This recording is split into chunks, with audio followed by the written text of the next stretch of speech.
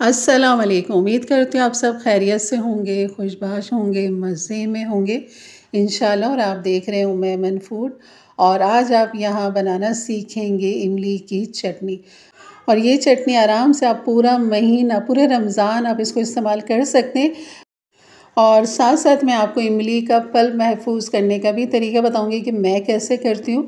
और ये बहुत ही आसान रहता है हमारे पूरे रमज़ान के अंदर कि अगर हमें इमली के पल्प की ज़रूरत पड़ती तो फ़ौरन ही वो हमें मिल जाता है। तो चलिए बनाना शुरू करते हैं मज़ेदार सी इमली की चटनी। बिस्मिल्लाहिर्रहमानिर्रहीम। मैंने 1 पाव इमली को जो है ना 3 से 4 घंटे भिगो दिया था। अगर आपको जल्दी हो तो आप यहाँ पर इमली को जो है ना नीम गर्म पानी के साथ भिगो दें, तो 15 से 20 मिनट में वो इमली का पल्प बिल्कुल गुठलियों से अलग हो जाता है। हल्का सा आप उसे मैश करेंगे तो पूरा पल्प अलग हो जाएगा। और फिर आपने उसको एक छन्नी के साथ छान लेना है पल्प को। और जितना जो पल्प बचे उसमें फिर थोड़ा सा पानी डालें और उसके अंदर फिर दोबारा से हाथ से मसलें, फिर उसे छान लें तो बेहतरीन सा सारा पल्प निकल कर आ जाता है।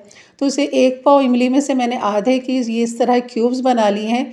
और आपने देखा होगा कि इस तरह क्यूब ट्रे के अंदर मैंने डाला है। तो तकरीबन ये 2-2 टेबल स्पून का क्यूब्स है। और जितनी आपको ज़रूरत होगी अपनी रेसिपी के लिए आप इस्तेमाल कर सकते हैं। तो एक रमज़ान का ये काम भी साथ साथ चल रहा है कि मैं इस तरह की चीज़ें भी थोड़ी रखती हूँ। हरी मिर्चें भी पीस के रख लेती हूँ और इस तरह के ये क्यूब्स बना के भी रख लेते हैं। तो आगे तमाम वीडियो के साथ कुछ ना कुछ आपको रमज़ान की तैयारी भी मिलती रहेगी, तो इसलिए मेरे चैनल से जुड़े रहिए। तो ये मैंने शॉपर में डाल लिया है। जमने के बाद अब इसको रख देंगे डीप फ्रीज़र में। और यहाँ पर जो हमारी बाकी इमली है तकरीबन ये 1 कप के बराबर है। पल्प हमारा 1 कप से थोड़ा सा ज़्यादा ही होगा। तो यहाँ पर मैंने चूल्हा कर लिया है ऑन। और यहाँ पर हमने सबसे पहले इमली के पल्प को जो है ना अपने पैन में डाल लेना है खूब अच्छे से। और डालने के बाद जो है ना हमने बोल को भी खंगाल के डालना है, क्योंकि अच्छा खासा इसमें लगा हुआ होता है, पल्प गाढ़ा होता है। मसालों में जो है ना हमने यहाँ पर कुटी हुई मिर्च डालनी है 1 टीस्पून। और यहाँ पर इमली को अच्छा सा कलर देने के लिए मैंने कश्मीरी मिर्च का इस्तेमाल किया है। अगर कश्मीरी मिर्च ना हो तो आप यहाँ पर फूड कलर का इस्तेमाल कर सकते हैं, रेड फूड कलर का। और नमक मैंने डाल दिया था 1/2 टीस्पून। और यहाँ पर चीनी जो जाएगी ना तकरीबन 1 कप के बराबर जाएगी। अभी थोड़ी सी मैंने रोक ली थी चीनी, बस इसको मैं देख रही थी कि कितनी और मज़ीद ज़रूरत पड़ेगी, तो फिर ये पूरा 1 कप ही इसके अंदर जाएगा।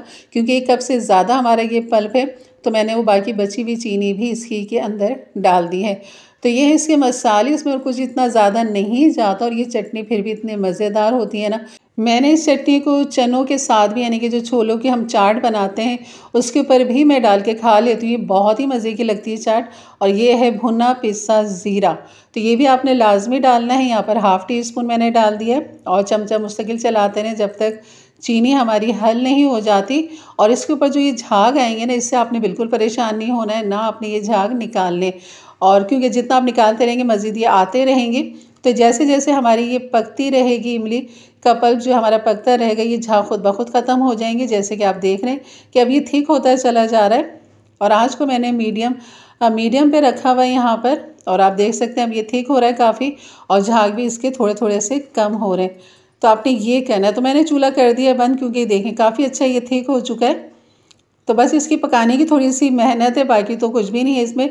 और वही चीज़ें घर में जो मौजूद होती हैं मसाले, वही हमने डालें इसके अंदर।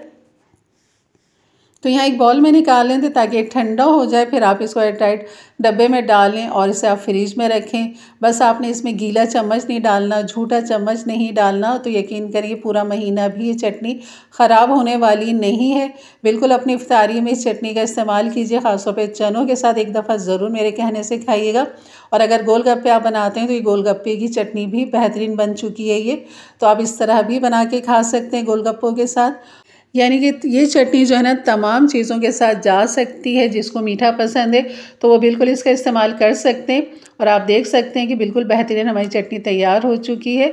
तो इंशाल्लाह आपको ये रेसिपी ज़रूर अच्छी लगी तो लाइक कर दीजिएगा। और एक अच्छा सा अपनी राय का इजहार भी ज़रूर किया करें कि आपको मेरी रेसिपी कैसी लग रही है। और मेरे चैनल पर आप नए आएँ तो ज़रूर सब्सक्राइब करके जाइएगा और बेल के बटन को क्लिक कर दें ताकि मेरी वीडियो हमेशा आपको सबसे पहले मिले।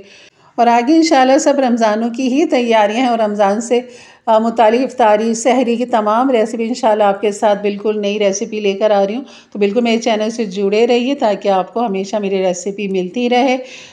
और आप अपने फैमिली फ्रेंड में भी ज़रूर शेयर किया करें ताकि उनके लिए आसानी पैदा हो। और वो भी इस तरह की मज़ेदार सी रेसिपी अपने अपने प्यारों के लिए बना सकें। तो इंशाल्लाह मिलते हैं फिर एक अच्छी नई रेसिपी के साथ।